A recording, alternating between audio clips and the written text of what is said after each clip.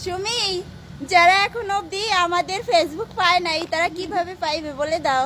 তো যারা এখন আমাদের ফেসবুক পেজটি পাও নাই তাদেরকে বলছি, তো এই টিকটক আইডির নিচে বায়ুতে আমাদের পেজ দিয়ে আছে, বা এটা মাহির আইডি টিকটক আইডি, মাহির টিকটক আইডির নিচে বায়ুতে ফেসবুক পেজ লিঙ্ক দেওয়া আছে, সবাই যাই একটা করে ফলো দিয়ে আসবা।